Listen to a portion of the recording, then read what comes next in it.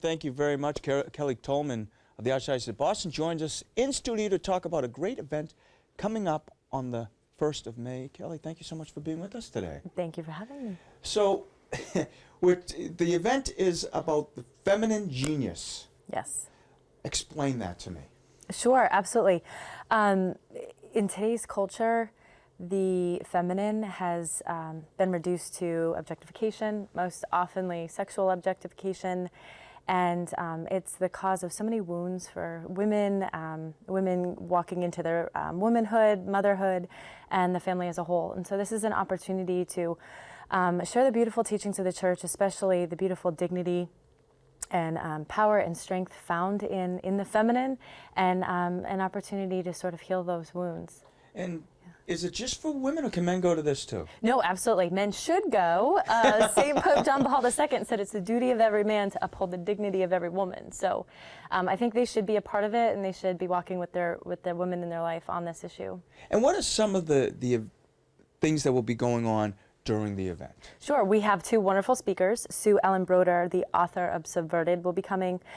She used to write for Cosmo, and in that she realized in her own words how the women's rights movement was really being hijacked by the sexual revolution. Mm-hmm. And she talks about her journey in that world.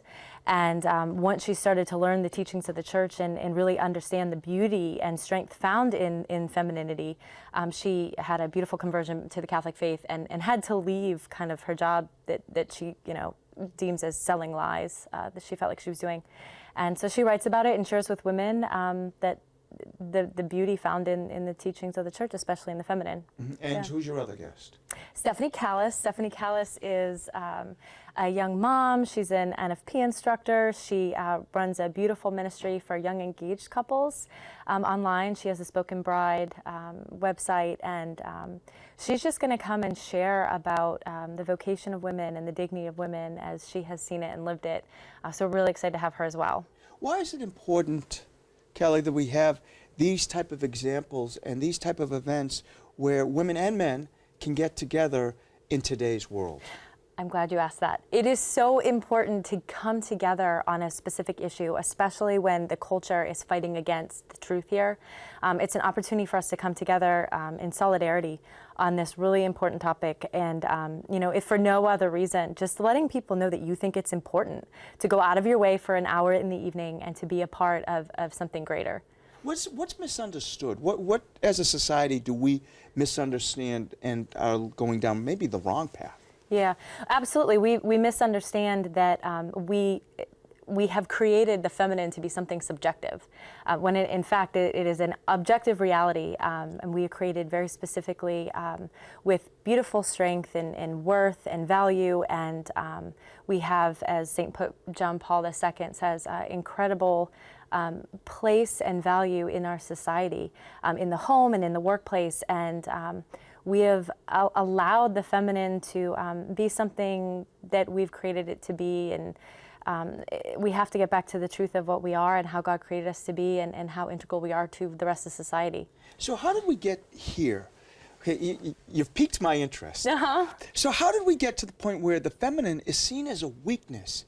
And what is the Church's response to that? Absolutely. Well, the sexual revolution really, I believe, is the cause for that.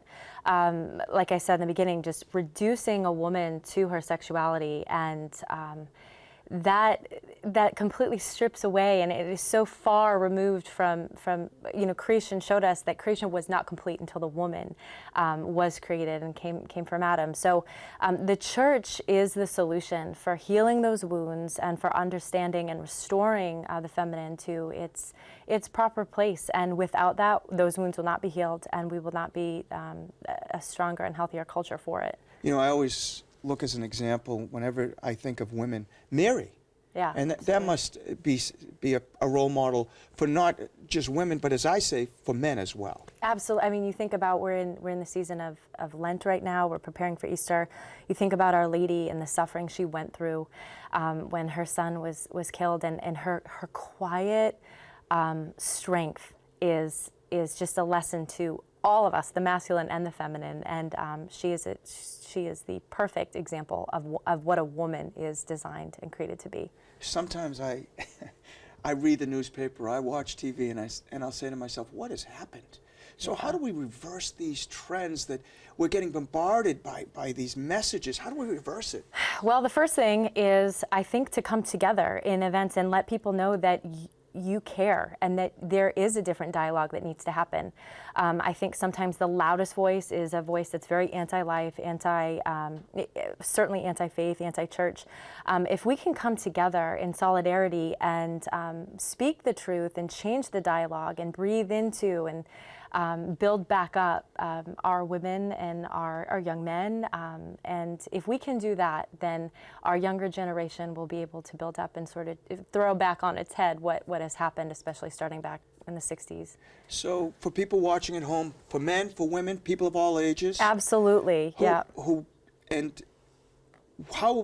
would you say to someone who's on the fence right now saying, I don't know if I should, how would you convince them? On bended knee, I would beg them to, just kidding. We want people in the room, especially because if you have a young woman and she's going to this event for the first time and it's piquing her interest, if she looks around and sees an empty room, she's not going to realize how important it is. So especially our older women with that wisdom of life behind them, they need to be there just as much as the younger woman finding herself and the men who love them. They need to be all in the room. And know that they're not alone. Absolutely, yeah. And know that they're not alone. Yeah. Okay, so again, date, place, time, how do they find out more about it? Sure, St. Anthony's in Cambridge. The doors will open at 6:45. We're going to start off with praise and worship, which would really set the tone. I'm really excited that we're adding that.